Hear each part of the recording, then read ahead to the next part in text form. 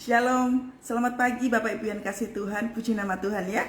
Selalu baik, selalu baru rahmat kebaikan Tuhan dalam setiap kehidupan kita. Bersyukur atas anugerahnya, kita sehat, kita bisa berkumpul bersama-sama pagi hari ini. Ayo kita doa dulu sebelum kita saat teduh ya. Tuhan terima kasih, Engkau dahsyat, Engkau baik Tuhan. Engkau menyertai dalam setiap kehidupan kami. Kalau kami boleh ada dan boleh memasuki hari yang baru, sungguh anugerah kami yang begitu melimpah Kau sediakan buat kami. Tuhan, sebentar kami mau saat teduh. Ya Roh Kudus, kami mau duduk sebagai seorang murid. Urapi kami satu persatu, urapi hamba-Mu yang akan menyampaikan isi hati-Mu. Ya Roh Kudus, biar kami tenang siang hari ini, pagi hari ini ya Tuhan. Urapan-Mu dahsyat bagi setiap kami. Kami mau dibentuk, kami mau dibimbing sama Tuhan. Apa yang Tuhan mau dalam setiap kehidupan kami, monggo ya Tuhan, perbuatlah apa yang baik bagi setiap kehidupan kami. Hanya di dalam nama Tuhan Yesus kami mengucap syukur. Haleluya, amin. Wow, apa kabar saudara ya? Saya percaya keadaan kita semua senantiasa dahsyat di dalam Tuhan. Amin ya. Tema kita hari ini adalah mengasihi Tuhan adalah kunci kebahagiaan di dalam keluarga. Mengasihi Tuhan adalah kunci kebahagiaan dalam keluarga.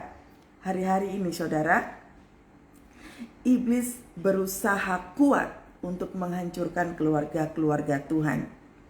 Perhatikan bahwa iblis hari-hari ini begitu kuat menghancurkan keluarga-keluarga Tuhan. Tanpa kita sadari bahwa iblis berusaha masuk dalam kehidupan keluarga-keluarga, dimulai dari kepala keluarga, kemudian tiang doa, dan kemudian anak-anak. Tujuan iblis sama saudara, mencuri, membunuh, dan membinasakan. Nah, mereka mencuri kebahagiaan yang sudah ada. Iblis berusaha untuk menghancurkan setiap kebahagiaan.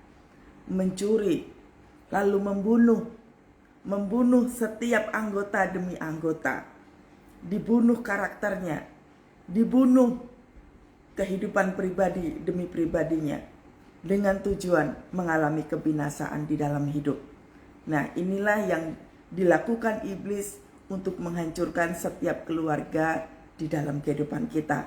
Oleh sebab itu, ayo sama-sama pagi hari ini kita mendengar Tuhan bicara seperti apa, agar supaya kita semua yang ikut live pagi hari ini mengalami satu pengajaran yang besar untuk menyelamatkan keluarga kita. Amin. Ayo dibuka kitabnya di kitab Ulangan 6 ayat 1 sampai dengan 25. Buka di kitab Ulangan 6 ayat 1 sampai dengan 25. Judul perikopnya di sini adalah kasih kepada Allah adalah perintah yang utama. Ini adalah kalau kita lihat di pasal sebelumnya itu membahas tentang 10 perintah Allah. Dan kita bahas perintah yang pertama, yaitu cinta kepada Tuhan itu, kasih kepada Allah itu adalah yang terutama. Ya, yang paling utama. Perhatikan, inilah perintah, yakni ketetapan dan peraturan yang aku ajarkan kepadamu atas perintah Tuhan Allahmu untuk dilakukan di negeri kemana kamu pergi untuk mendudukinya, supaya seumur hidupmu engkau dan anak cucumu takut akan Tuhan Allahmu dan berpegang pada segala ketetapan dan perintahnya yang kusampaikan kepadamu, dan supaya lanjut umurmu. Maka dengarlah, hai orang Israel, lakukanlah itu dengan setia, supaya baik keadaanmu, dan supaya kamu menjadi sangat banyak, seperti yang dijanjikan Tuhan, Allah nenek moyang kepadamu, di suatu negeri yang berlimpah-limpah susu dan madunya. Dengarlah, hai orang Israel, Tuhan itu Allah kita, Tuhan itu Esa.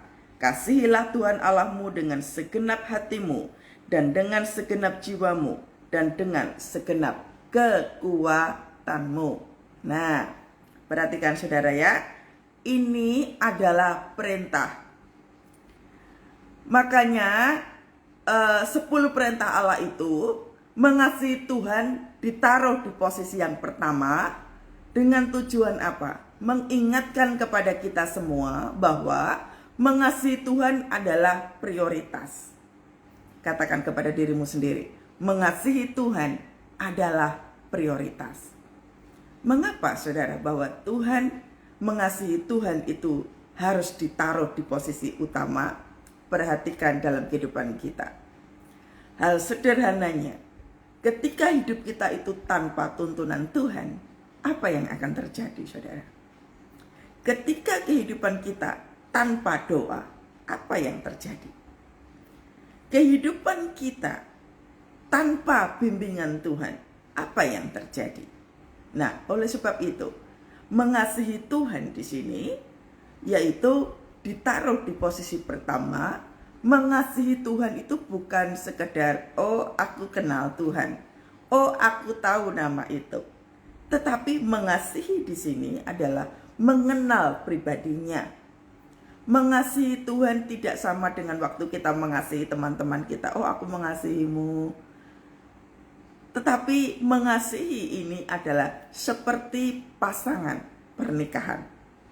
Sewaktu orang, waktu pertama-pertama jatuh cinta begitu ya, ada begitu cinta, bukan bucin ya, bukan budak cinta, bukan, tetapi cinta yang murni, cinta yang tulus.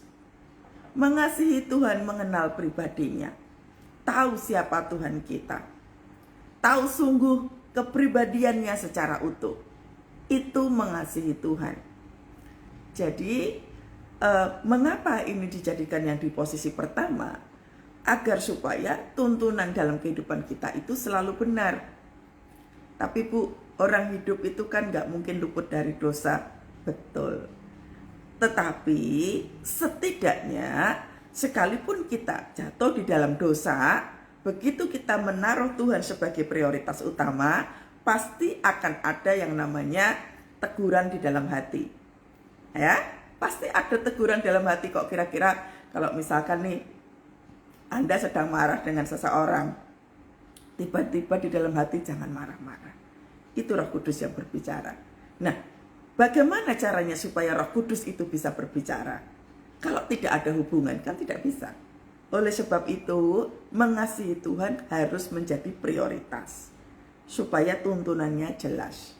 Ya, makanya kunci kebahagiaan di dalam kehidupan berkeluarga itu adalah mengasihi Tuhan. Lihat ya, inilah perintah, perhatikan. Inilah perintah. Namanya perintah itu ya harus dilakukan. Namanya perintah, ketika tidak dilakukan, senantiasa ada konsekuensi. Makanya perintah, tetapi perintah juga pilihan. Mau melakukan, ada konsekuensi.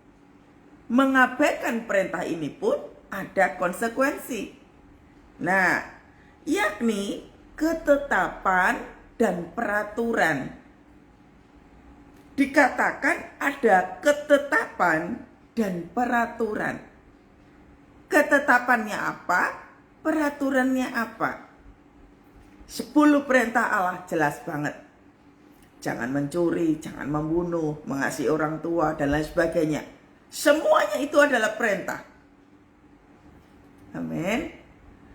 Itu ketetapan dan peraturan.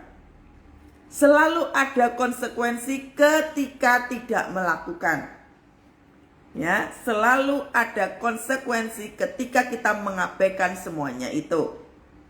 Makanya yang diajarkan kepada kita atas perintah Tuhan Allah itu yang dilakukan ke negeri di mana kita mendudukinya. Semua perintah, 10 perintah Allah yang kita baca itu, hafalkan di dalam kehidupan kita, dihafalkan saudara ya 10 perintah Allah itu, kemudian kita lakukan.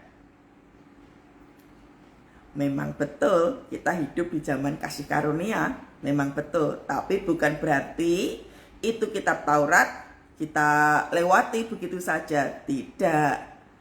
Itu adalah penggenapan untuk melengkapi. Ya, memang kita hidup di zaman anugerah. Sekarang ini kita hidup di zamannya kasih Tuhan, zaman anugerah. Tetapi bukan berarti yang 10 perintah Allah itu kita abaikan. Yo tidak, tetap kita lakukan, ya.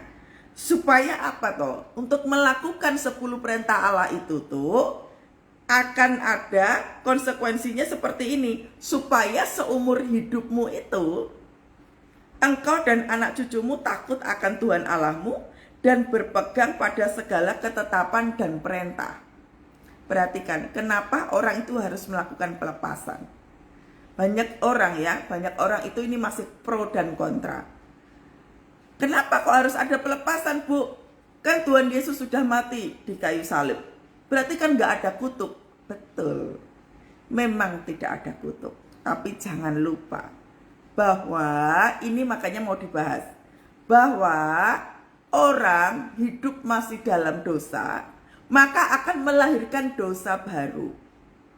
Nah, bagaimana caranya kutuk itu supaya tidak terjadi di dalam keluarga kita? Ya kitanya harus hidup dalam pertobatan. Makanya dikatakan 10 perintah Allah ini, peraturan dan ketetapan ini, kita hidup di zaman anugerah ini dilakukan agar supaya kutuk keturunan itu tidak terjadi. Contohnya apa? Contohnya kita lihat ya, 10 perintah Allah. Buka dulu di pasal yang sebelumnya. Kita lihat di Ulangan 5, Ulangan pasal 5 ayatnya yang ke-18. Di situ dikatakan jangan berzina, ya. Lalu di bawahnya ada kata jangan mencuri. Kalau orang terikat jangan berzina, berarti kan ada peraturan dan ketetapan tidak boleh berzina. Betul? Kalau melakukan, siapa sajalah ya yang melakukan hukum ini, yang melakukan ini, jangan berzina ini, dia akan tetap mendapatkan hukuman. Mengapa kok ini dijadikan perintah dan peraturan? Makanya orang-orang yang berzina pasti mendapat hukuman, baik hukuman untuk dirinya sendiri maupun keturunannya, karena hidupnya tidak dalam pertobatan. Lihat saudara, lihat ini dikatakan apa? Ketetapan dan peraturan yang diajarkan atas perintah Tuhan. Lah kalau kita nabrak peraturan ini, jangan pernah mengatakan, oh kalau aku jatuh dalam perzinahan, nggak mungkin anakku jatuh dalam perzinahan juga. Kamu harus bertobat dulu. Karena di sini sudah jelas banget, supaya seumur hidupmu engkau dan anak cucumu, lihat, takut akan Tuhan. Lah sebelum kita punya anak, kita ini melakukan dosa, makanya bertobat dulu.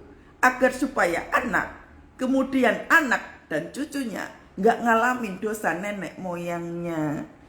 Jadi kalau misalkan orang mengatakan nggak mungkin ada kutuk keturunan, Tuhan Yesus sudah mati di kayu salib, itu betul, tetapi Anda jangan lupa, ketika melakukan dosa dan tidak melakukan pertobatan secara permanen, maka akan terjadi yang namanya dosa keturunan. Ini loh, makanya jelas loh, supaya seumur hidupmu engkau dan anak cucumu ini, perhatikan ini, kalau hidupnya tidak dalam pertobatan tidak bisa. Memang betul di zaman anugerah ini Tuhan Yesus sudah mati di kayu salib, semua kutuk itu dilepaskan, dihancurkan sama Tuhan. Itu betul. Makanya lihat dulu konteksnya yang ini. Pegang dulu ketetapan dan peraturannya Tuhan. Ya, lah kalau orangnya jatuh dalam dosa perzinahan seperti di ayat yang ke-18 ini, jangan membunuh, jangan berzina, jangan mencuri. 21, jangan mengingini istri sesamamu, jangan menghasratkan rumahnya atau ladangnya. Ini kan jelas-jelas perselingkuhan, saudara. Ketika orang tua melakukan ini, turun ke anak enggak?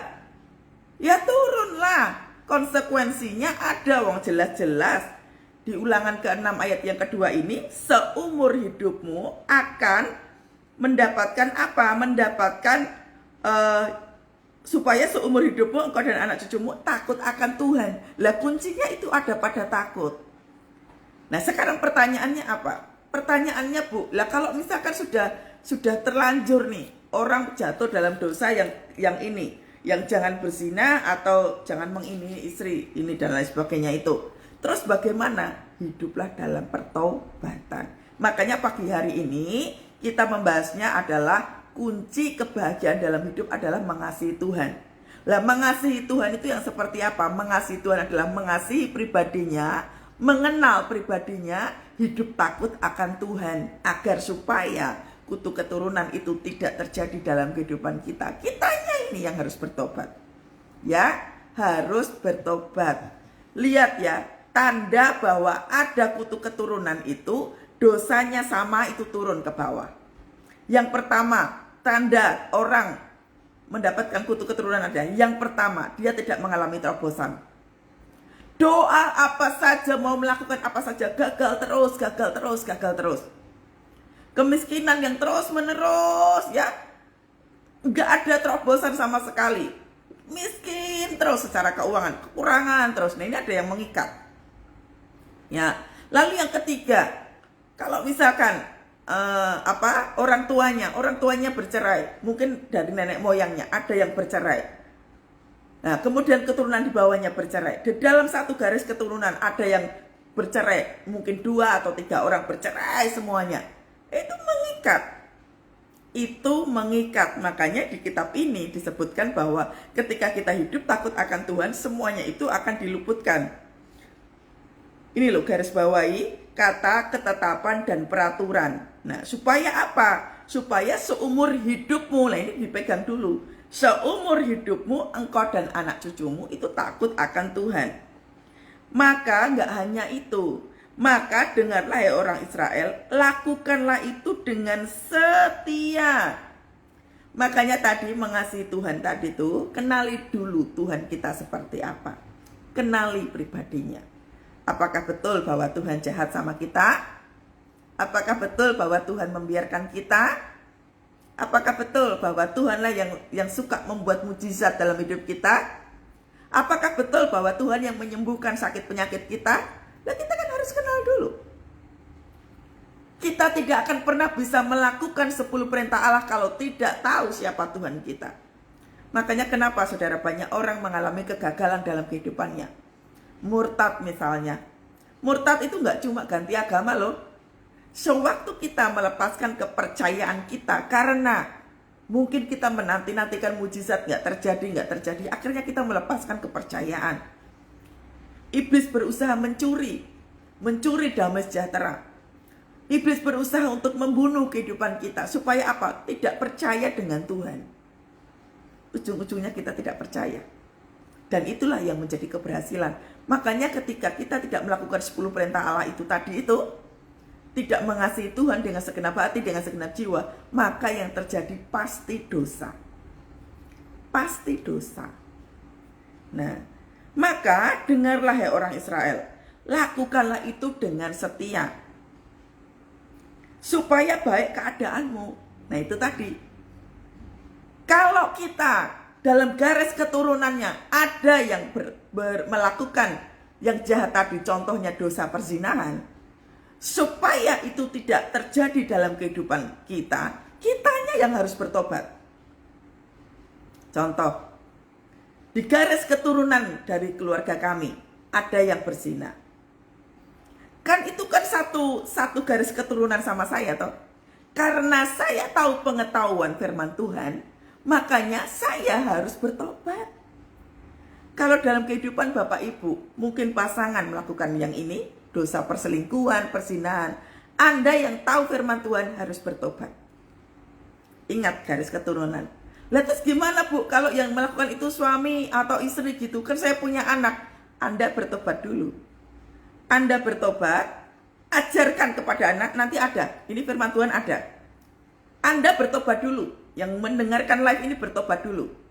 Agar supaya garis keturunan tidak mengalami dosa yang sama. Nah yang melakukan, misalkan pasangannya yang melakukannya, biarkan Tuhan yang mengurus. Anda yang berdoa, Anda yang minta sama Tuhan supaya ada pertobatan di dalam pasangan kita. Paham ya? Dari sini paham ya? Jadi kalau misalkan di dalam keluarga itu ada yang melakukan dosa, jangan dibiarkan saudara. Karena itu akan menyiksa dia, yang satu. Yang kedua, suka atau tidak, itu akan mengikat pada keluarga kita. Makanya ikut Tuhan Yesus itu memang gak gampang. Kita harus berjuang dengan sungguh-sungguh. Pentingnya kita membangun hubungan yang intim dengan Tuhan tuh kayak begini. Supaya kehidupan kita tuh gak ribet. Ya, jelas banget di situ dikatakan supaya seumur hidupmu engkau dan anak cucumu itu tuh enak hidupnya.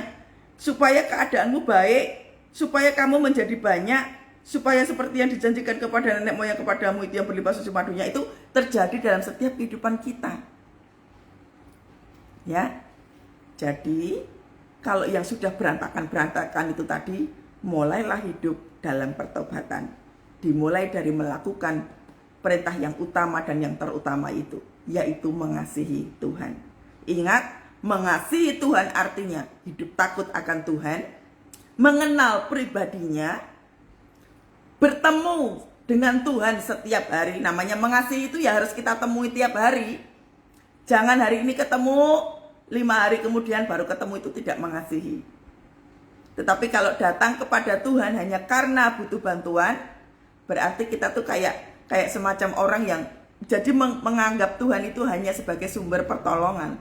No, mengasihi Tuhan itu jauh lebih penting daripada sekedar meminta pertolongan. Amin ya. Dengarlah ya orang Israel, Tuhan Allah kita, Tuhan itu Esa. Perhatikan, Tuhan itu Esa, berarti dia hanya satu-satunya Tuhan yang ada dalam kehidupan kita. Jangan menyembah yang lain. Kasihilah Tuhan Allahmu dengan segenap hatimu. Ini kuncinya. Kasihilah Tuhan Allahmu dengan segenap hatimu, dan dengan segenap jiwamu, dan dengan segenap kekuatanmu. Makanya kalau dikatakan, Bu, saya itu kalau mau doa tuh, Bu, capek banget, Bu.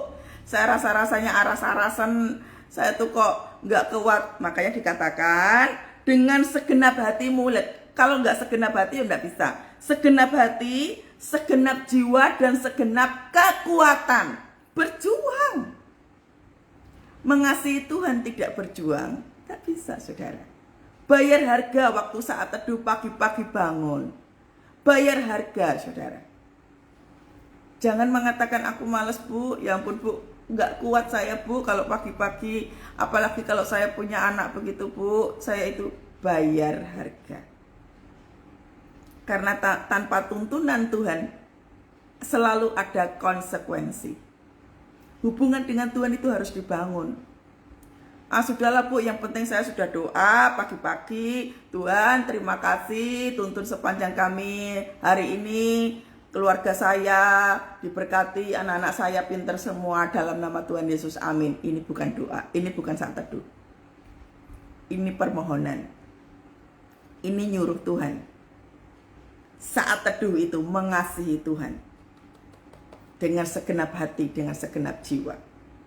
Duduk diam di kaki Tuhan. Tuhan, Engkau mau apa dalam kehidupanku, Tuhan? Kalau lagi ngobrol sama Tuhan itu jangan buru-buru setor persoalan, saudara ya. Jangan buru-buru menceritakan isi hati. Ucap syukur dulu, keadaan kita tuh baik. Tuhan ngerti kok, semuanya kepepet, ancur-ancuran begitu. Tahu, saudara tahu. Tapi biasakan untuk mengucap syukur di hadapan Tuhan. Mengasihi Tuhan itu kan hidup takut hormat. Menaruh rasa takut akan Tuhan, menaruh rasa hormat kepada Tuhan, itu mengasihi. Jadi waktu datang kepada Tuhan itu ya kula nuwun, ya ketok pintunya itu yang sopan gitu. Kita minta kepada Tuhan, kita menaruh hormat kepada Tuhan. Semuanya itu butuh kesopanan. Itu mengasihi Tuhan, saudara. Ya, jadi sama halnya waktu kita ibadah. Ya, kemarin kan sudah saya ceritakan, ibadah minggu jangan terlambat, gitu ya. Kalau kita mengasihi Tuhan itu, datanglah pagi-pagi, persiapkan diri. Kita itu kalau pergi kondangan, coba aja, milih baju aja, ini terutama yang perempuan, milih baju aja lama banget kan. Aduh, aku pakai baju apa ya? Aduh, milihnya tuh sampai bingung banget mau pakai baju apa, mau pakai gaun apa. Belum nantilah kita dandan bermake up gitu ya, mempercantik diri. Kalau pergi ke kondangan saja kita bisa mempercantik diri. Kenapa kalau datang kepada Tuhan kita tidak bayar harga? Kita aja kalau misalkan mau berlibur aja, pesawat kita pagi, mungkin pesawatnya jam 4 pagi. Kita rela bangun jam 2 pagi supaya nggak terlambat itu pesawat. Kenapa di dalam Tuhan kita tidak melakukan itu? Nah, coba kita lihat saudara cara kita hidup. Makanya kebahagiaan di dalam kehidupan kita itu kunci utamanya mengasihi Tuhan. Kalau untuk seperti ini kita tidak melakukan dengan sungguh-sungguh, rasa hormat kita kepada Tuhan tidak ada, maka jangan heran di dalam rumah ada aja persoalan. Yang pasangan hidupnya beginilah, anaknya beginilah, ini, banyak banget persoalannya. Tidak menaruh rasa hormat kepada Tuhan. Dialah pemimpin kehidupan kita.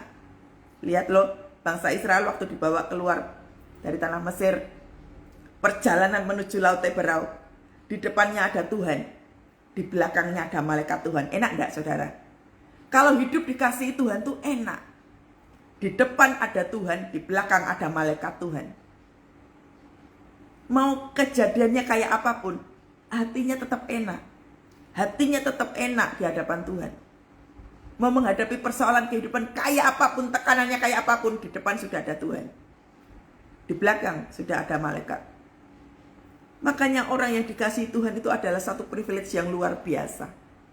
Bagi saya pribadi adalah hal yang paling menderita bukan karena saya nggak punya uang. Tapi penderitaan saya adalah ketika saya tidak bisa merasakan hadirat Tuhan. Itu menyiksa banget. Nggak ada uang ya sudah. Saya berani mengatakan itu saudara. Nggak ada uang ya sudah. Kalau dulu nggak ada uang, aduh, stres banget. Frustrasi banget. Begitu nggak ada uang, frustrasi banget. Karena kecintaannya kepada apa? Uang. Bu, tapi kan hidup itu butuh uang. Betul. Tapi inimu kemana? Lihat ya, pada waktu anak muda ditanya sama Tuhan Yesus. Anak mudanya tanya, Tuhan, sebenarnya cara untuk masuk ke surga itu gimana sih Tuhan? Nah, lalu Tuhan bilang apa? Ya kamu lakukan apa yang menjadi kehendak Tuhan Bapamu. Yaitu melayani, memberi makan, jangan membunuh, jangan mencuri, ya, kasih persembahan ke orang miskin, ya, hormati orang tuamu. Oh Tuhan, ini yang anak mudanya. Tuhan, kalau itu semuanya sudah kulakukan Tuhan. Apalagi Tuhan, agar supaya aku bisa masuk surga. Karena Tuhan tahu isi hati anak muda itu, Tuhan katakan, ya sudah, kalau begitu jual semua harta kekayaanmu, berikan kepada orang miskin. Kamu ikut aku sekarang. Lalu anak muda itu bilang apa? Sedih hatinya. Aduh, kok Tuhan minta semua kekayaan agar supaya aku ikut dia? Sedih hatinya. Kenapa? Karena Tuhan melihat hati. Makanya tadi saya bilang, Tuhan melihat hati. Paham nggak saudara? Poin pentingnya bukan semua harta kita diberikan kepada Tuhan terus kita ikut Tuhan. Enggak, poin pentingnya bukan itu. Poin pentingnya adalah apa yang ada di dalam hatimu itu. Apakah engkau sungguh-sungguh mengasihi Tuhan atau takut kehilangan duit? Nah, jadi di dalam Tuhan itu jangan memanipulasi saudara. Saya dulu kayak begitu soalnya. Memanipulasi mengasihi Tuhan. Aku mengasihi Engkau Yesus dengan segenap hatiku. Tapi gak pernah ketemu sama Tuhan. Ketemunya seminggu sekali di gereja. Tiap hari sibuk kerja terus. Tiap hari sibuk terus di toko. Tiap hari sibuk terus sama teman-temannya. Tiap hari sibuk terus dengan travelingnya. Ketemu sama Tuhannya cuma seminggu sekali. Itu pun iya kalau seminggu. Bisa-bisa 2 minggu. Kemudian baru bisa ketemu. Apakah ini mengasihi Tuhan? Makanya orang-orang yang hidup-hidup seperti ini pasti gak lama kemudian terikat dengan dosa terus-menerus. Karena gak ada tuntunan. Ya, lihat loh. Kasihilah Tuhan Allahmu dengan segenap hatimu. Ketika kecintaan itu tidak ditanam di dalam hati.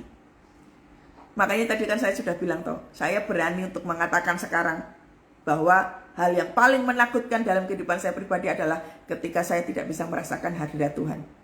Nggak punya uang yang nggak masalah.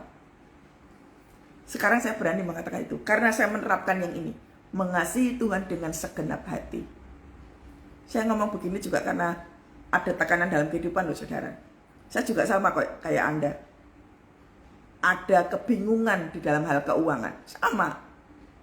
Tetapi hati saya tidak mengarah ke situ. Lah untuk tidak mengarah ke situ, bagaimana caranya? Mengasihi Tuhan dengan segenap hati, dengan segenap jiwa. Yang artinya apa toh? Kayak begini loh ya. Kayak kehidupan anak-anak alay zaman-zaman sekarang. Kalau aku nggak menggoreskan darahku itu, ku tancapkan ke sini. Wah, itu adalah bukti bahwa aku mengasihi. Nah, kayak seperti itulah gambarannya. Yaitu mengasihi Tuhan dengan segenap jiwa. Tuhan mau apa aja terserah. Tuhan mau apa aja terserah. Sebelumnya ketika saya punya perusahaan dan Tuhan katakan kamu harus lepaskan perusahaan itu, dengan berat hati banget, penuh emosional, penuh dengan ketakutan dan lain sebagainya. Tapi karena menerapkan ini, mengasihi Tuhan, akhirnya saya melepaskannya itu enak banget. Ya Tuhan, buat apa juga? Saya punya ini itu, tapi hidup saya jauh dari Tuhan. Saya melayani sih. Saya melayani dari usia muda, saudara. Dari usia 17 tahun saya sudah melayani Tuhan. Tapi mengasihi Tuhan dengan segenap hati butuh kejujuran hati, butuh pembuktian. Makanya kalau sekarang ini orang mengatakan, ya betul ya, dikatakan bahwa uang bukan segalanya. Mungkin bagi orang-orang yang mengatakan, ya kalau nggak ada uang memangnya kamu nggak bingung. Dulu saya kayak gitu. Serius saudara. Saya ini cinta uang soalnya.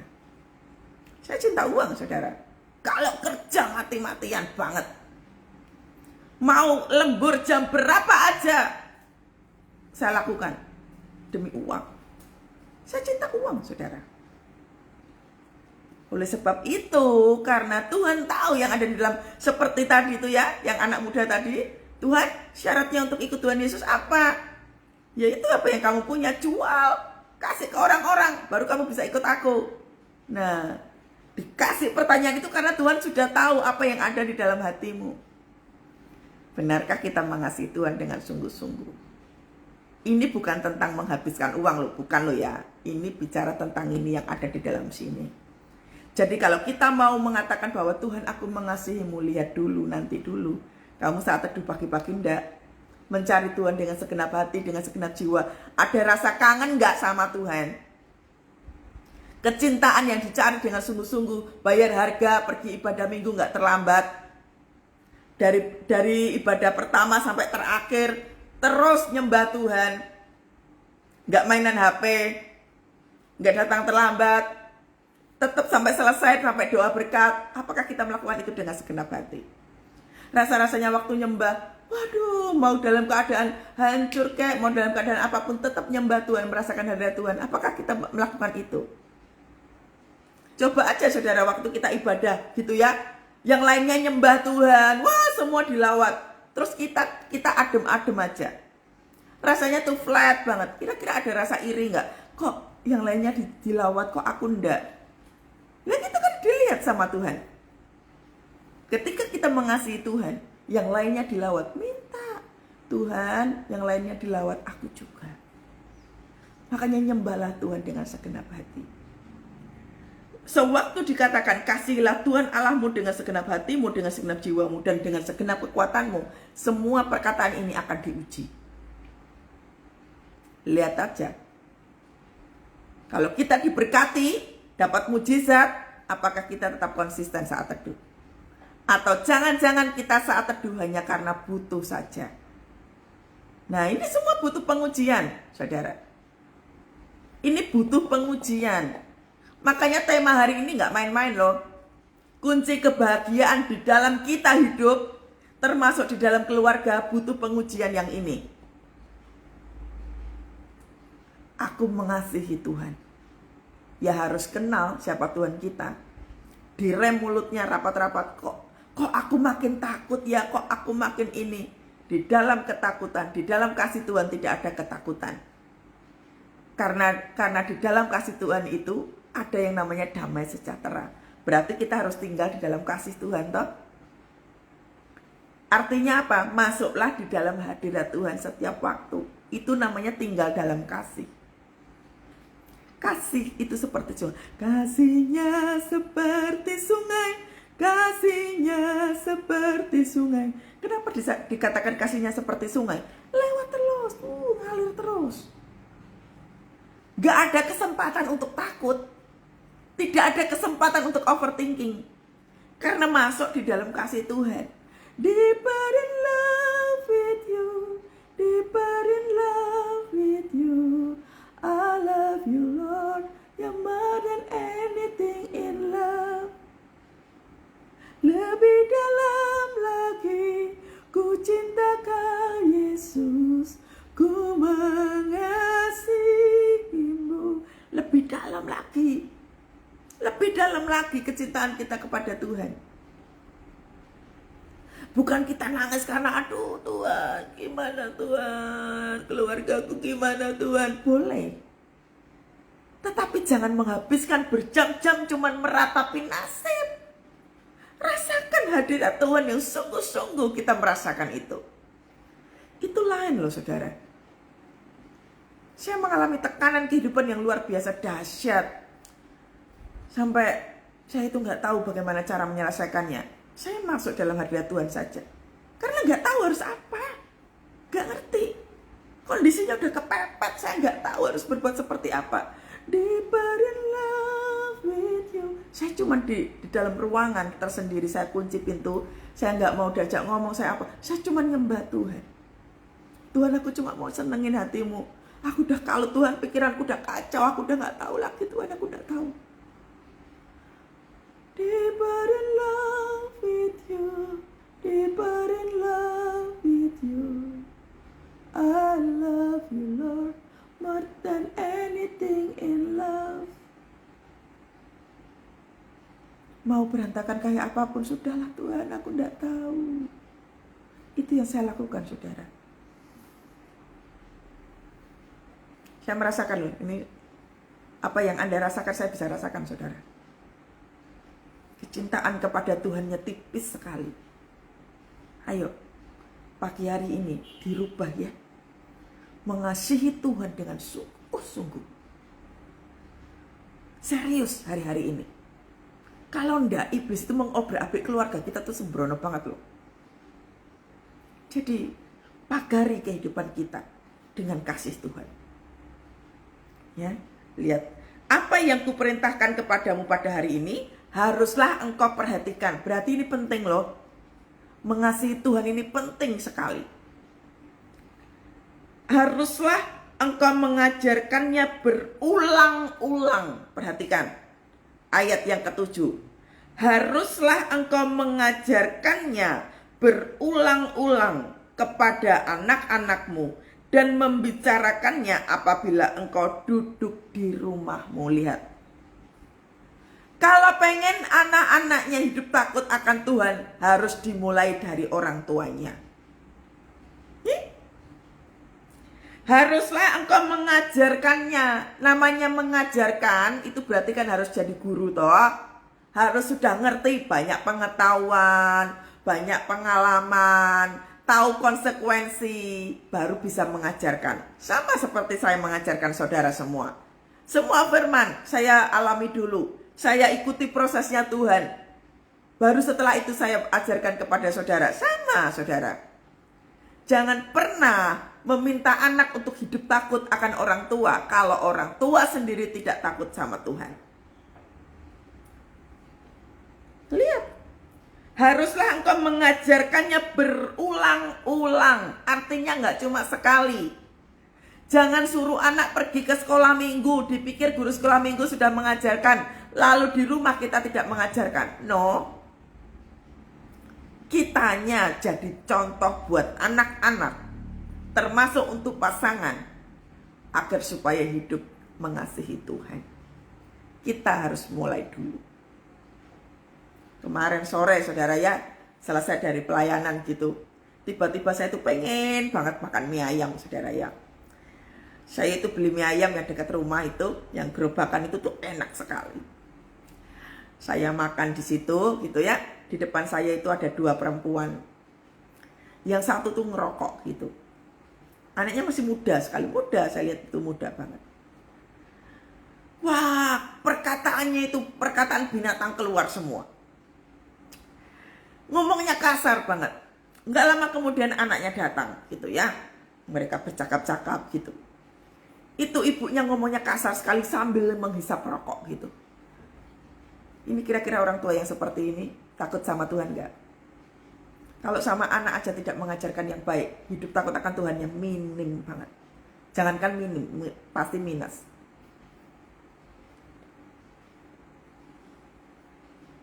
Hati-hati jadi orang tua.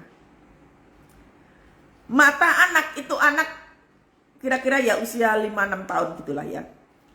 Anak usia 5-6 tahun ngelihat ibunya ngerokok gitu ya. Makan sambil ngomong kasar, kata-kata binatangnya keluar semua. Mereka berkomunikasi hal biasa. Tapi perkataan kasarnya itu ya binatang semua keluar gitu. Anaknya diusir gitu, minggir kok, minggir. Pokoknya minggir, dia mau menikmati makanan itu. Padahal anaknya pengen apa? Pengen berangkat pergi pengajian atau apa kayak gitu ya. Pengen minta ditemenin, pengen minta diantar. Ini ibunya nggak mau. Kau pergi aja sana naik sepeda. Sudah ngajarin anak nggak baik. Anaknya mau pergi pengajian nggak diantar. Saya di dalam hati itu sedih sekali. Anak usia 5-6 tahun melihat orang tuanya melakukan dosa, itu akan terekam di sini. Ngelihatnya jangan sekarang, ngelihatnya nanti. Waktu SMA ya, SMP, SMA, kemudian kuliah, lihatnya nanti itu hasilnya kayak gitu. Lihat aja nanti itu anaknya kayak gimana. Itulah yang disebut dengan kutu keturunan tuh kayak begini. Ketika anak ngelihat, oh merokok itu berarti ya nggak apa-apa. Saya punya orang tua ngerokok kok. Oh berarti ngomong kasar, ngomong binatang gitu, nggak apa-apa. Orang tua aku kan ngomong kayak gitu juga. Ini namanya kutu keturunan. Anaknya ngikut. Nah sekarang siapa yang masih mengatakan bahwa kutuk sudah dihapus sama Tuhan Yesus? Ayo. Kalau masih kayak begini, masih mau bilang bahwa kutu keturunan tidak ada? Pertobatan yang tidak dilakukan, tetap dosa akan ngikut ke anak. Makanya kalau jadi orang tua nggak hati-hati banget, kejadiannya kayak begini, saudara. Lihatin. Haruslah engkau mengajarkannya berulang-ulang. Anda kasih garis bawahi itu ya di Alkitab saudara. Ulangan 6 ayat yang ke-7, garis bawahi itu. Kalau bisa itu dihafalkan pagi hari ini. Agar supaya kita melakukannya. Haruslah engkau mengajarkannya berulang-ulang kepada anak-anakmu dan membicarakannya. Apabila engkau duduk di rumahmu, berarti pengajaran itu selalu ada di mana saudara? Di rumah. Di rumah kita. Makanya di dalam rumah kita itu jangan ada kata-kata binatang keluar semua. Jangan ada kata-kata kasar. Tetapi ajarkanlah ini. Haruslah engkau mengajarkannya berulang-ulang kepada anak-anakmu. Dan membicarakannya apabila engkau duduk di rumahmu. Apabila engkau sedang dalam perjalanan. Nih lihat. Sekalipun lagi makan di luar gitu ya. Ajarkan anak. Ayo dek, kakak, cici, koko. Ayo doa sama-sama dulu. Ayo koko yang mimpin doa ya. Ayo cici yang mimpin doa ya. Lagi makan bareng-bareng di restoran. Ajak anakmu untuk doa. Penting saudara. Apabila engkau berbaring dan apabila engkau bangun. Waktu anak lagi sakit. Atau orang tua lagi sakit. Dek, kakak, doain mama, doain papa. Lagi sakit. Mungkin doa mereka, Tuhan Yesus, doain papa, doain mama. Supaya sembuh. Amin. Doa yang sederhana itu didengar oleh Tuhan. Engkau sedang menabur benih doa di dalam kehidupan si anak. Ini kunci kebahagiaan loh. Ya, ini kunci kebahagiaan loh. Pengajaran yang dilepaskan kepada anak. Kalau tidak dimulai daripada kita, jangan suruh guru sekolah minggu yang ngajarin kita. Haruslah juga engkau mengikatkannya sebagai tanda pada tanganmu. Artinya apa toh? Dan haruslah itu menjadi lambang di dalam dahimu, dan haruslah engkau menuliskannya pada tiang pintu rumahmu dan pada pintu gerbangmu. Kalau kita mengajarkan kepada anak ketaatan, kita sendiri juga harus taat. Hafalkan semua perintah Tuhan. Hari ini Tuhan ngajarin tentang apa? Taruh itu. Kalau di sini dikatakan bahwa ikatkan itu sebagai tanda di dalam tanganmu, di dalam rumahmu, ditulis dan lain sebagainya. Artinya apa toh saudara? Tanamkan itu dalam kehidupan kepada pasangan, kepada anak-anak. Bu, sekarang persoalannya saya itu kan ditinggalkan sama pasangan. Saya hanya tinggal sama anak-anak. Terus gimana? Ya dimulai dari engkau. Dimulai dari engkau yang tinggal berdua, bertiga, atau beberapa. Mulailah dari dirimu sendiri menjadi contoh bagi anak-anakmu. Dimulai dari sekarang. Gak usah menuding pasangannya yang selingkuh tadi tuh, atau ditinggalkan, atau mungkin pasanganmu sudah meninggal. Tetap pengajaran dimulai dari kita. Dari kita ini. Ya. Jangan pernah mengatakan bahwa, oh kehidupan kami baik-baik aja kok. Kami gak apa-apa kok, kami gak apa-apa. Nanti dulu. Segala hal yang kita tabur apa ini? Kalau taburan kita tuh hanya taburan-taburan biasa, yutuennya biasa. Lihat aja petani ini nabur supaya menuai itu bagaimana? Supaya menuai itu bagaimana? Nah itu kalau misalkan tadi ada yang bertanya, kalau pasangan beda agama loh, kenapa harus tanya lagi? Kan sudah dikatakan, dimulai dari kita. Mau beda agama, mau jatuh dalam dosa, mau apa, dimulai dari kita. Ya. Kitanya yang harus bertobat saudara. Kita. Siapa bilang kalau misalkan pasangannya beda agama terus mereka nggak bisa ikut sama Tuhan? Tergantung kitanya doanya seperti apa. Makanya penting sekali toh kalau waktu kita menikah itu hati-hati sekali. Jangan menikah hanya karena cinta. Lihat loh ya, kalau tidak mengasihi Tuhan dengan segenap hati, dengan segenap jiwa, kita menikah dengan maaf sekali. Sampai beda agama. Mungkin dengan pasangan yang udah tahu selingkuh, udah tahu kayak begitu, tetap aja nikah. Pernikahan harus berhati-hati. Makanya kenapa saudara kok selalu ada bimbingan pranikah? Itu bukan syarat administrasi loh. Itu kita tuh harus ngerti kamu mau menikah untuk apa. Karena menikah itu kan sekali seumur hidup. Bukan seperti kita tinggal sama teman kos. Sekali seumur hidup. Makanya ada bimbingan pranikah. Banyak orang selalu skip bimbingan pranikah. Itu salah besar. Waktu bimbingan pranikah sudah dikasih tahu. Ini harus ada tanggung jawab yang harus dilakukan waktu kita menikah. Kita masuk di pernikahan pertama sampai selesai. Itu tanggung jawab kita. Nah kalau misalkan sudah menikah beda agama, ada konsekuensi. Kan sudah dikasih tahu, menikahlah dengan orang yang seiman. Bu tapi udah terlanjur, ya wes. Ya kalau udah terlanjur ya wes toh. Makanya tadi saya bilang, kita yang harus memulai. Mau pasanganmu meninggalkanmu, sampai bu pasangan saya itu sudah menikah lagi, sudah punya anak, itu tetap harus kita doakan. Kita tetap hidup dalam pertobatan. Kalau kita nikah lagi, terus gimana bu? Sama aja, baik engkau maupun dia sama-sama berzina. Maaf ya, saya harus menyampaikan firman Tuhan, saya harus menyampaikan kebenaran. Karena Tuhan sudah katakan menikah ya cuma sekali, titik. Gak ada embel-embelnya. Oh pengecualian bu, karena dia sudah berzina. Di Alkitab kan ada. Ini kalau orang tidak berpegang kepada mengasihi Tuhan, terus enak dewe mengambil firman Tuhan. Bu tapi kalau KDRT gimana? Saya dipukulin dan lain sebagainya, minta hikmat Tuhan. Tuhan tolong aku harus seperti apa? Meninggalkan rumah sementara kah atau yang seperti apa? Tetapi Tuhan itu lihat yang di sini loh, saudara. Yang di sini. Saya punya satu anak konsul, saudara. Dia KDRT. Padahal istrinya itu seorang psikolog. Wah, KDRT. Saya bilang, kalau engkau dipukuli seperti itu, minta sama Tuhan tuntunan. Engkau akan tinggal di situ atau minggir dulu. Kamu bisa pindah ke orang tuamu. Tetapi dijaga hatinya. Agar supaya iblis tidak menyelewengkan hatimu. Hati-hati, biasanya kalau seperti itu, iblis memberikan kehancuran yang lain. Karena tujuan iblis, kita tuh harus tahu saudara ya, tujuan iblis itu tuh mencuri, membunuh, dan membinasakan. Tujuan iblis adalah menghancurkan keluarga.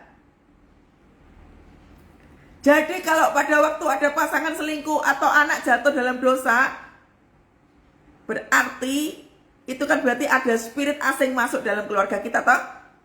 Kan kita harus mengenali sungguh.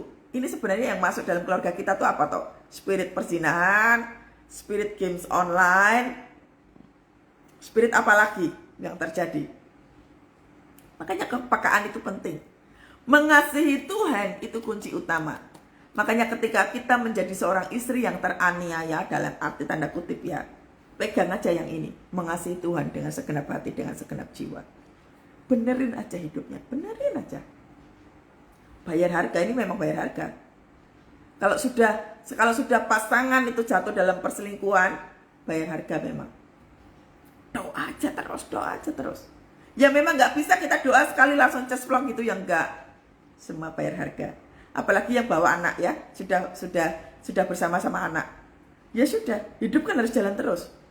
Ini anaknya ini ajarkan persis loh seperti firman Tuhan ini. Ya, haruslah kau mengajarkannya berulang-ulang, kasih tahu sama anak. Nak, papi mami minta maaf ya, sudah tidak jadi contoh yang baik. Sekarang ayo kita hidup dalam pertobatan supaya tidak terjadi dalam kehidupanmu. Nah ini diajarkan kepada anak. Dikatakan ajarkanlah berulang-ulang kepada anak-anakmu. Firman Tuhan ini bukan untuk keluarga yang berbahagia saja loh. Maksud saya tuh bukan yang keluarga yang utuh saja loh. Mereka yang sudah hancur-hancuran, sudah berantakan kehidupannya, ini tetap berlaku. Asalkan kita hidup dalam pertobatan. Ya. Haruslah engkau mengajarkannya berulang-ulang. Harus juga engkau mengikatkannya sebagai tanda, sebagai itu lambang dalam dahimu, dan menuliskan pada tiangmu. Itu artinya apa? Diingat terus perintah Tuhan itu. Mengasihi Tuhan itu harus tercetak di dalam dirinya, terpatri di dalam hati, bahwa aku mengasihi Tuhan. Titik. Kalaupun hari-hari kemarin aku jatuh dalam dosa, sekarang aku tidak mau. Sekarang aku mau mengasihi Tuhan. Sudah aku kapok. Kalaupun hari ini aku mengalami kehancuran, itu konsekuensi. Tapi aku kapok, Tuhan, aku sekarang mau ngikut Engkau. Nah ini yang benar. Ini yang benar seperti ini. Tapi Bu, udah doa kok, penderitaan itu konsekuensi. Bayar aja konsekuensinya. Selama kita membayar konsekuensi, Tuhan menyertai kita. Saya tahu sungguh bahwa yang live ini ada yang ditinggalkan oleh pasangan dan Anda menderita sekali. Dengar baik. Hidup bener aja, ikutin tuntunan Tuhan ini aja. Ikutin tuntunan ini aja saudara. Sekalipun kau hancur-hancuran, saya tahu ini yang live ini ada yang ditinggalkan oleh pasangannya. Hidup bener aja, supaya Tuhan tuntunan kau lebih benar lagi. Hidupmu pasti akan bahagia. Pasti bahagia. Amin. Ya. Pasti menang kok, menang, percayalah. Engkau pasti menang. Tuhan, aku berdoa untuk yang ikut live ini, yang ditinggalkan oleh pasangannya, baik pasangan karena meninggal atau karena ditinggalkan begitu aja. Tuhan, aku percaya bahwa ketika anak-anakmu ini mengangkat tanganmu, saudara, kau yang pasangannya meninggalkan engkau, angkat tanganmu, saudara. Horalarabaya syakalawalawa. Oh ya lawalawa. Tuhan, kau melihat setiap tangan yang terangkat, yang ditinggalkan oleh pasangannya ya Tuhan. Kami percaya kepadamu bahwa firman Tuhan ini bukan sebuah kebetulan untuk didengar ya Tuhan. Tapi ini adalah kekuatan yang akan kami pakai untuk anak-anakmu yang ditinggalkan oleh pasangannya ini ya Tuhan. Ada kekuatan baru dilepaskan di dalam nama Tuhan Yesus. Ada pengenalan akan firman Tuhan dilepaskan dalam nama Tuhan Yesus. Kami percaya bahwa hidup dalam pertobatan akan membawa kemenangan. Dalam nama Yesus, dalam nama Tuhan Yesus. Terimalah kuasa daripada Tuhan. Hatimu akan tenang senantiasa, damai sejahtera Allah melampaui segala akal akan senantiasa melingkupi hatimu. Dalam nama Yesus, dalam nama Tuhan Yesus. Haleluya, haleluya. Wow, saudara, dengar baik. Kalau Tuhan sudah melakukan, ikutin saja tuntunan ini hari ini ya. Ikutin tuntunan. Maka apabila Tuhan Allahmu, ayat yang ke-10, maka apabila Tuhan Allahmu telah membawa engkau masuk ke negeri yang dijanjikannya, lihat ya, hati-hati di sini, hati-hati di sini.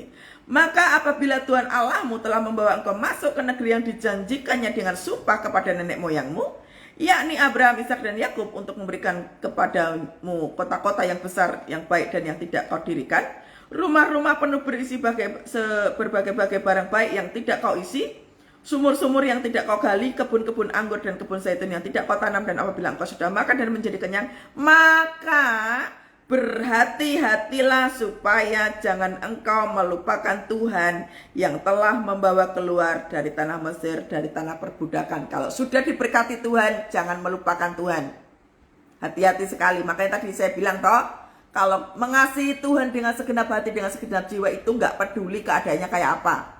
Tapi kalau datang kepada Tuhan hanya karena butuh bantuan, kalau nggak butuh Tuhan yang nggak datang, maka yang terjadi adalah begitu berkat datang, langsung bye Tuhan, thank you Tuhan, aku sudah selesai, aku mau traveling dulu, bye Tuhan. Hati-hati. Pegang kuat. Kita diberkat, kita punya berkat atau tidak, kita selalu punya berkat. Kita dalam kondisi ada atau tidak ada, tetap kita datang kepada Tuhan. Kita dalam kondisi berpasangan utuh atau yang satu timpang sekalipun, tetap mengasihi Tuhan dalam keadaan apapun. Amin. Saudara, tadi waktu saya baca yang ini, tiba-tiba Roh Kudus itu ngomong begini. Yang ini ya saudara, yang ini. Yang ayat yang ke-11 ya. Roh Kudus ngomong begini sama saya waktu tadi baca. Rumah-rumah penuh. Ayat yang ke-10 dulu deh. Maka apabila Tuhan Allahmu membawa engkau masuk ke negeri yang dijanjikan dengan sumpah kepada nenek moyangmu, kota-kota yang besar dan yang baik itu diberikan kepada kita, yang tidak kau dirikan. Ini lihat ya saudara. Sekalipun engkau ditinggalkan oleh pasanganmu, baik karena meninggal atau karena ditinggalkan karena persinahan, maka rumah-rumah penuh berisi bagaikan barang-barang baik yang kita tidak pernah isi. Artinya apa? Lumbung-lumbung kehidupan kita akan diisi oleh Tuhan. Anda jangan takut kekurangan. Hidup benar aja. Hidup mengasihi Tuhan saja. Anda nggak usah takut ditinggalkan pasangan, harus bayar anak sekolah, harus berjuang dengan kuat. Mungkin Anda terpaksa harus kerja. Yang tadinya ibu rumah tangga biasa, terpaksa Anda harus kerja. Lihat baik. Ini janji Tuhan. Ada begitu banyak barang-barang yang baik yang tidak pernah kita isi akan diisikan ke dalam kehidupan kita. Sumur-sumur yang tidak kau gali, kebun-kebun anggur, zaitun yang tidak kau tanam, semuanya itu engkau akan makan kenyang. Dalam nama Tuhan Yesus terjadi dalam kehidupan kita. Sewaktu kita hidup takut akan Tuhan, menaruh rasa hormat kepada Tuhan. Katakan amin saudara. Dahsyat. Asalkan hidup melekat sama Tuhan. Hancur berantakan ya sudah, biarkan saja. It's okay. Ini Tuhan bisa lakukan ini. Ya. Padang gurun akan dipenuhi dengan kebun anggur. Masuk akal nggak saudara? Di padang gurun ada kebun anggur? Hanya orang-orang yang memiliki hidup takut akan Tuhan, yang hatinya melekat kepada Tuhan, maka padang gurun itu akan dipenuhi dengan tanaman-tanaman anggur. Yang artinya apa? Lumbung-lumbung kehidupan kita akan diisi penuh oleh Tuhan. Tidak akan berkekurangan. Gak usah nangis saudara, saya tahu ada yang nangis ini. Kalau Tuhan sudah berperkara dahsyat. Kalau Tuhan sudah berperkara dahsyat saudara, Anda gak perlu nangis. Tuhan membela engkau. Engkau yang nangis, saya lihat saudara. Ada wanita yang lagi nangis. Tuhan bela kamu. Tuhan bela kamu. Hidup melekat saja sama Tuhan. Ikuti saja tuntunan hari ini ya. Tuhan akan membela engkau. Tuhan akan membela engkau. Berikutnya. Maka berhati-hatilah supaya jangan engkau melupakan Tuhan yang telah membawa kamu keluar dari tanah Mesir, dari rumah perbudakan. Engkau, kunci utamanya adalah engkau harus takut akan Tuhan Allahmu. Kepada Dia haruslah engkau beribadah, dan demi namanya haruslah engkau bersumpah. Hidup takut akan Tuhan saja. Hidup takut akan Tuhan saja, garis bawahi. Ya, garis bawahi. Engkau harus takut. Kalau tadi adalah mengasihi Tuhan dengan segenap hati, dengan segenap jiwa. Mengasihi Tuhan itu salah satunya adalah hidup takut akan Tuhan. Hidup takut akan Tuhan itu apa? Ini loh, firman Tuhannya waktu kita baca, kita lakukan. Kalau Tuhan katakan, ampuni pasanganmu yang sudah meninggalkan engkau itu, ampuni saja. Gak enak loh Bu, saya itu KDRT, ampuni saja. Karena untuk bisa mengasihi Tuhan dengan segenap hati, dengan segenap jiwa, salah satunya adalah kita harus bisa mengampuni. Karena mengasihi Tuhan tanpa melakukan firman Tuhan itu zero. Itu tidak terjadi, itu omong kosong. Jadi berjuanglah untuk terus mengasihi Tuhan. Dengan cara apa saudara? Melakukan firman Tuhan ini. Saya tahu saudara, KDRT itu gak enak, saya tahu. Saya tahu saudara, ditinggalkan pasangan itu gak enak, saya tahu saudara. Tapi pegang kuat dengan sungguh-sungguh saudara ya. Mengasihi Tuhan harus mengampuni pasanganmu itu. Karena mengasihi Tuhan tanpa melakukan firman Tuhan itu bohong. Jadi berjuanglah untuk itu. Makanya waktu mengasihi Tuhannya seperti apa? Lihat ayat yang kelima ya. Mengasihi Tuhan dengan segenap hati, dengan segenap jiwa. Kita akan kesusahan mengampuni pasangan kalau tidak segenap hati sama jiwa. Bu, pasanganku kuasar minta ampun, ngomong lu kuasar banget. Sewaktu kita mengasihi Tuhan saudara. Sewaktu kita mengasihi Tuhan begitu, Tuhan tahu kok, Tuhan membela. Asalkan hatinya melekat aja. Makanya waktu ada orang ngomong kasar gitu ya saudara, taruh tanganmu di dada, Tuhan kau baik. Tuhan kau baik. Lakukan aja saudara. Kalau pasanganmu kasar, mulai kasar, ngomong kasar, taruh tanganmu di dada, Tuhan kau baik. Tuhan engkau baik. Ketika engkau ngomong Tuhan engkau baik, maka Tuhan akan mengalirkan damai sejahtera di hatimu. Saya sudah praktek saudara. Makanya saya ngalami, saudara, saya ngalami. Gak enak. Orang ngomong kasar di depan mata itu gak enak. Taruh tanganmu di dada. Tuhan, aku mengasihi engkau. Ya Tuhan, ya Tuhan, ya Tuhan. Di saat badai bergelora, ku akan terbang bersamamu. Bapa kau Raja atas semesta, ku tenang sebab kau Allahku. Iblis akan mempertontonkan di mata kita kata-kata kasar, selingkuh, cabul, itu semua akan dipertontonkan untuk menghancurkan keluarga-keluarga. Makanya kalau tidak mengangkat tangan di hadapan Tuhan, kita tidak mengasihi Tuhan dengan sungguh-sungguh, maka kehancuran itu akan masuk terus dalam kehidupan kita. Hati-hati saudara. Ya. Lihat. Janganlah kamu mengikuti Allah lain dari antara Allah bangsa-bangsa sekelilingnya. Lihat ya. Sudahlah, kamu tuh punya pasangan KDRT gitu. Nikah lagi aja napa? Tinggalin aja napa? Nih kayak gini. Pergaulan yang salah menyebabkan kita mengambil keputusan yang salah. Di luar sana itu ada banyak orang mengatakan bercerai boleh kalau ada pasangan yang melakukan perzinahan. Ngawur. Maaf ya, Anda ini cari enaknya sendiri. Siapa bilang itu firman Tuhan ada di mana? Kunci utamanya adalah mengasihi Tuhan. Makanya kalau mengasihi Tuhan suka comot-comot ayat firman Tuhan kayak begitu. Ya boleh menikah lagi. Kalau ada perzinahan ya boleh. Lalu ditunjukkan ayat firman Tuhannya. Ini kalau suka mencomot-comot firman Tuhan kayak begini. Anda tidak berpikir jiwa yang lain. Makanya mengasihi jiwa-jiwa, menyelamatkan jiwa-jiwa itu yang kita mulai dari keluarga. Lah kalau pasangan kita KDRT, itu kan jiwa toh. Itu sama halnya waktu kita itu, Anda pernah nggak sih, Anda pelayanan misi gitu ya, pelayanan misi ketemu sama orang yang misalkan jatuh dalam dosa narkoba gitu misalkan. Anda pasti punya hati untuk bisa memenangkan jiwa itu toh.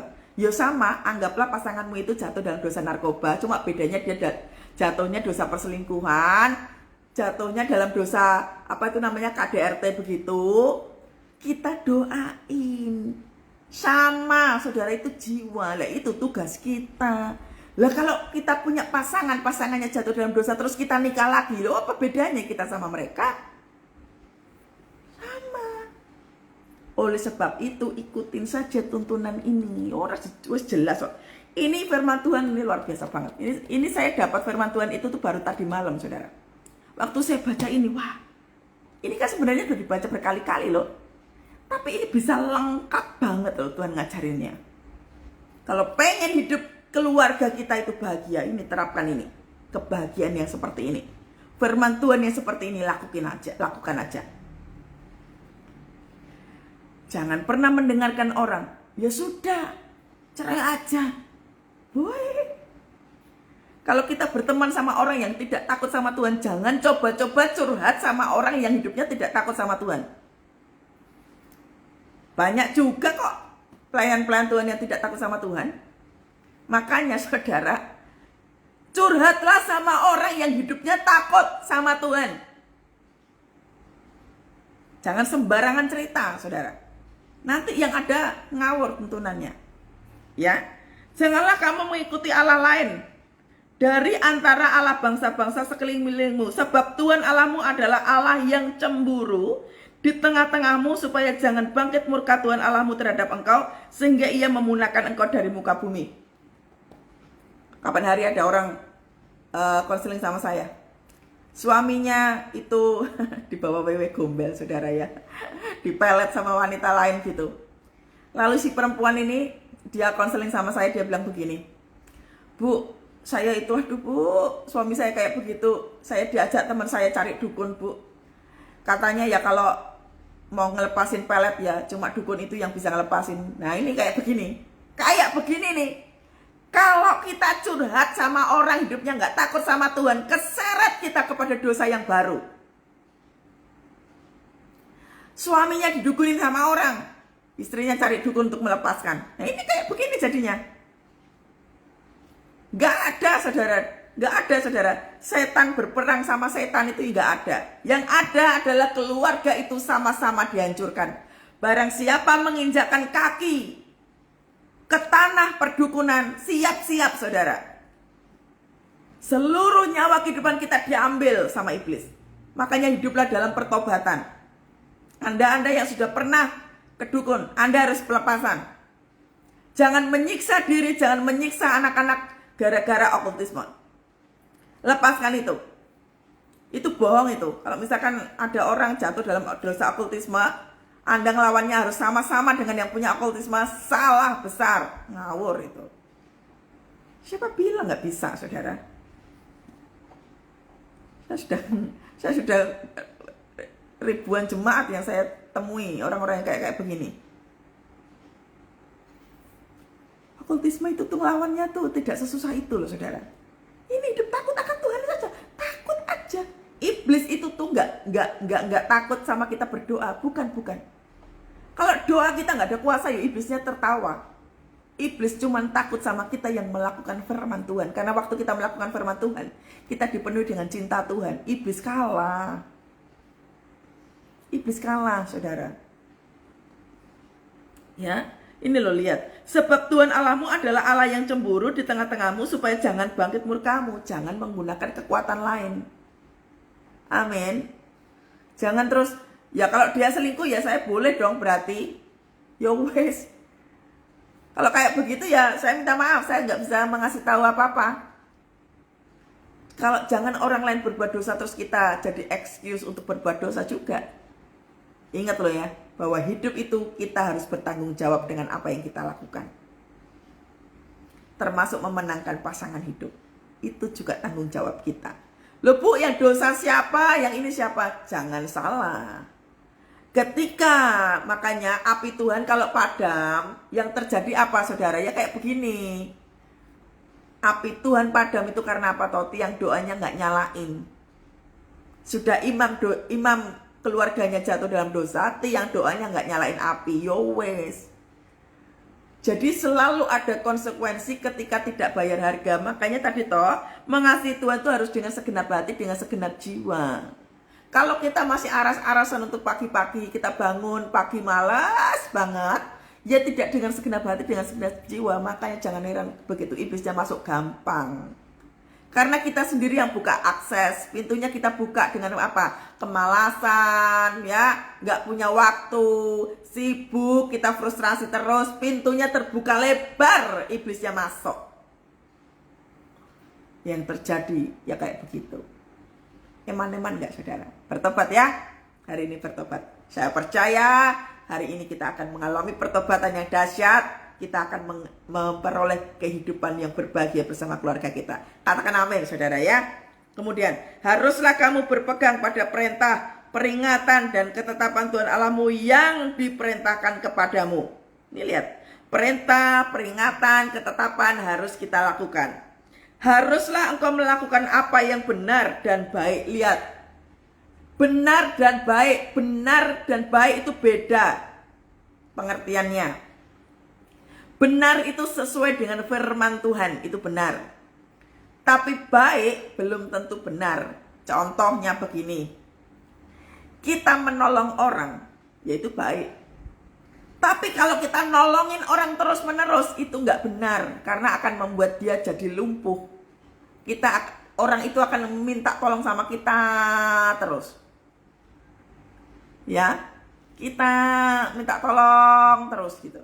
Menolong baik, tapi kalau terus menerus jadinya tidak benar. Ya, jadi bisa ya membedakan baik dan benar. Haruslah engkau melakukan apa yang benar dan baik di mata Tuhan, supaya baik keadaanmu dan engkau memasuki dan menduduki negeri yang baik yang dijanjikan Tuhan, dengan sumpah kepada nenek moyangmu, dengan mengusir semua musuhmu dan dari hadapanmu, seperti yang difirmankan Tuhan. Lihat ya, memang betul bahwa ketika ada orang KDRT, kalau ada orang KDRT itu ya ditinggalkan. Ditinggalkan untuk sementara. Itu benar, itu baik.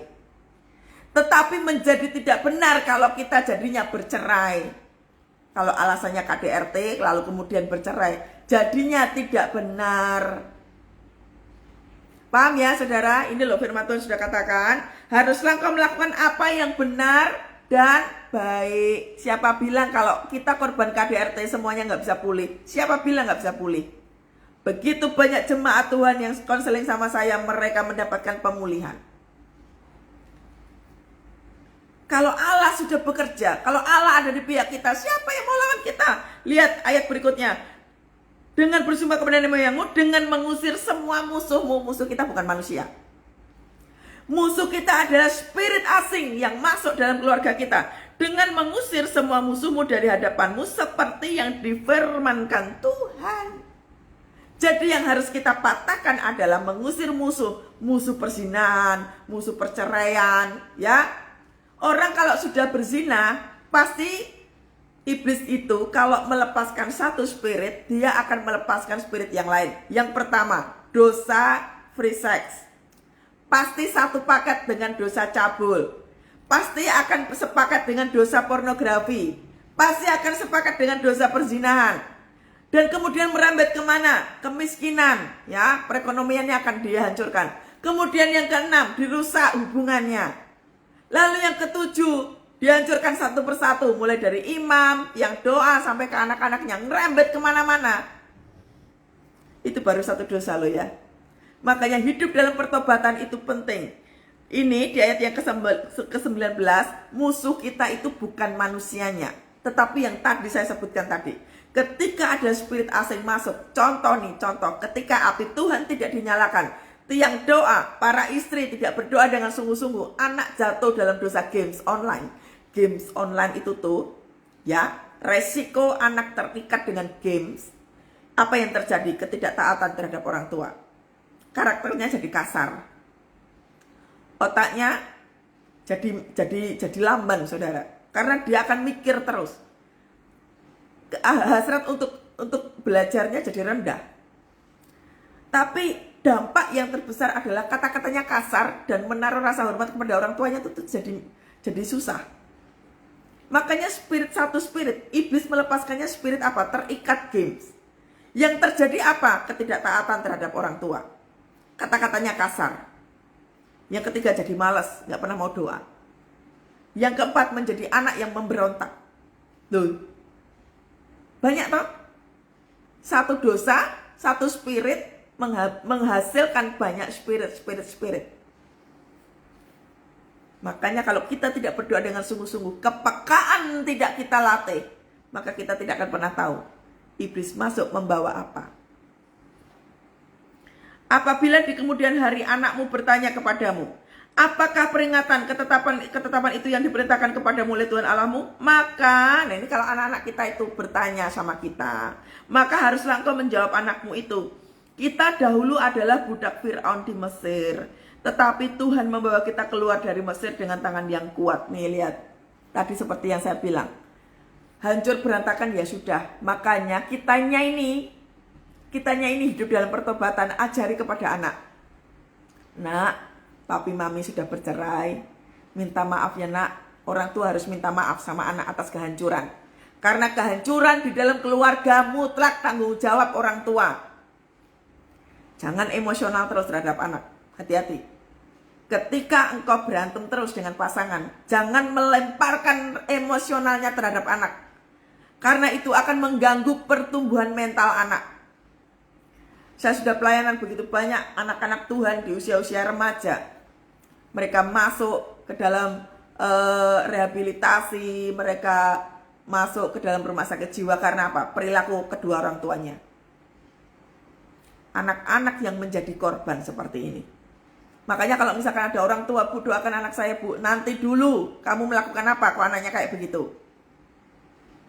Makanya orang tua punya kerendahan hati, minta maaf kepada anak.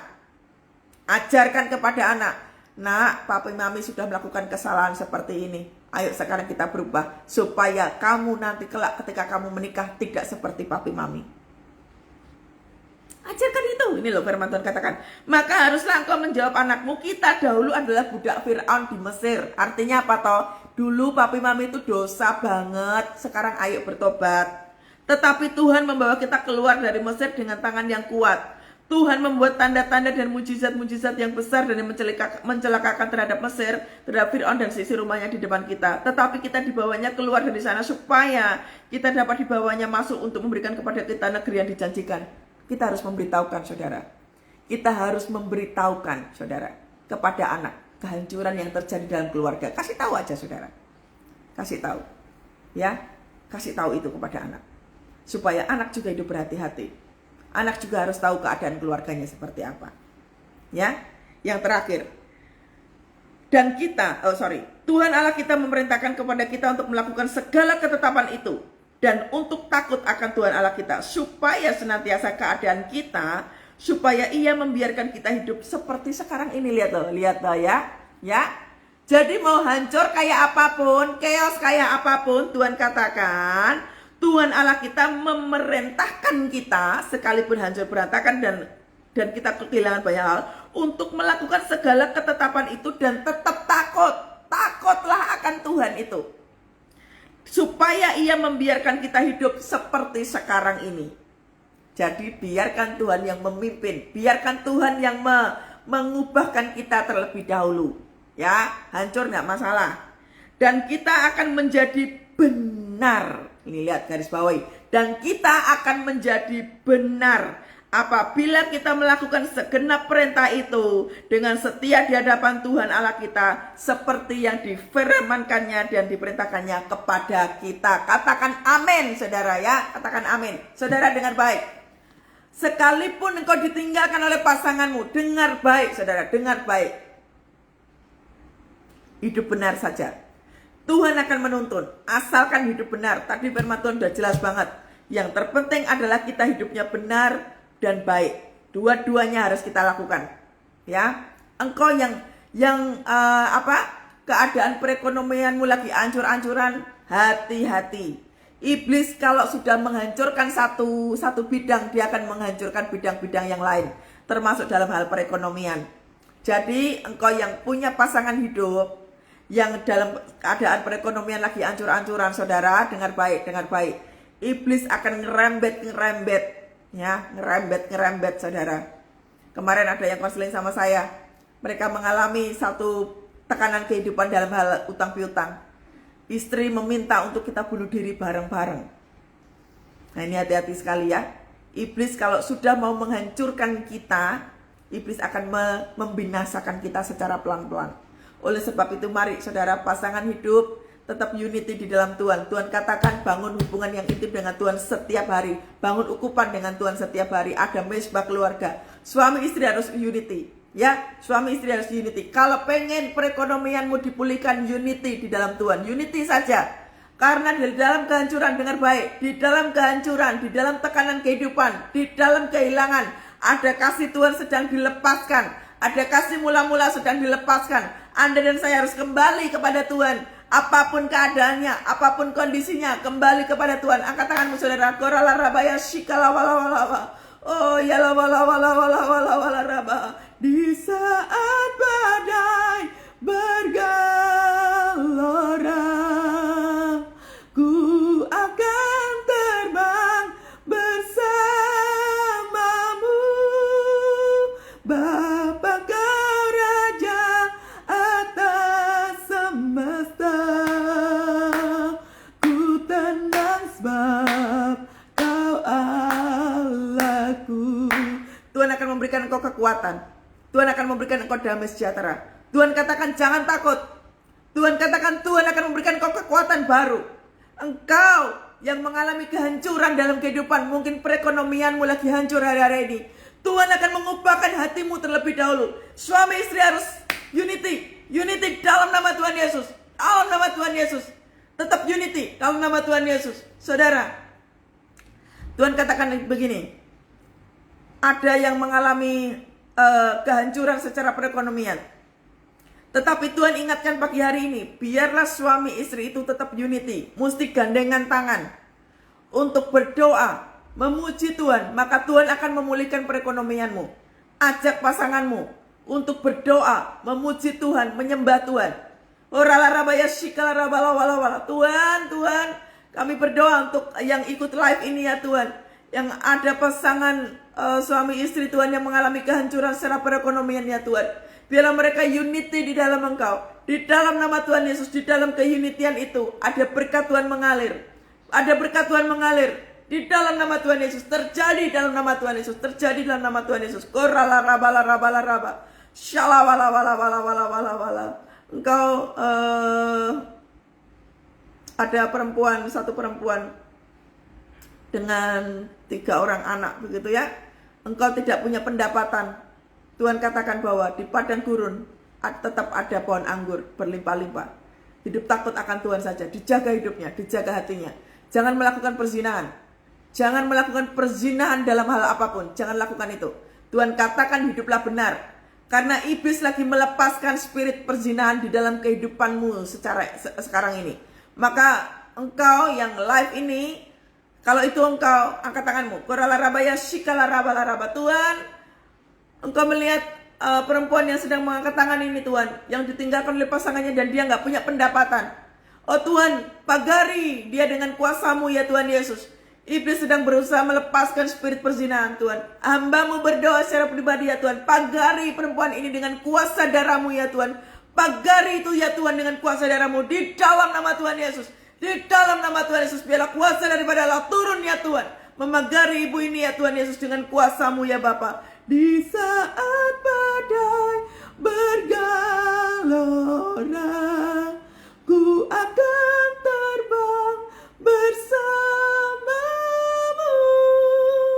Bapa kau Raja atas semesta. Ku tenang sebab kau Allahku. Terimalah berkat daripada Allah Bapa, Putra dan Roh Kudus. Ketenangan Tuhan lepaskan ke dalam hatimu. Sukacita dilepaskan di dalam hatimu. Sekalipun engkau mengalami KDRT, Tuhan melepaskan damai sejahtera. Tuhan memberikan pembelaan. Tuhan memberikan kasih yang dilepaskan ke dalam engkau. Di dalam nama Tuhan Yesus, di dalam nama Tuhan Yesus. Tuhan, berkatilah keluarga-keluarga yang ikut live siang hari ini, pagi hari ini ya Tuhan. Berkati ya Tuhan keluarga-keluarga ini. Mereka-mereka yang mengangkat tangan di hadapan pagi hari ini ya Tuhan. Berkat double portion turun atas Tuhan. Penyertaan Tuhan melimpah atas setiap kehidupan keluarga demi keluarga. Boleh mengalami tuntunan daripada Tuhan. Boleh dipimpin oleh Tuhan mulai pagi hari dan sampai seterusnya.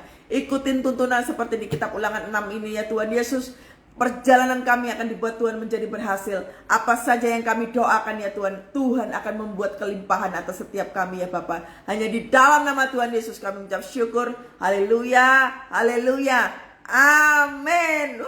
Dahsyat, Tuhan Yesus dahsyat. Sampai ketemu besok di jam 7 pagi ya. Tuhan Yesus berkati semuanya. Shalom, shalom.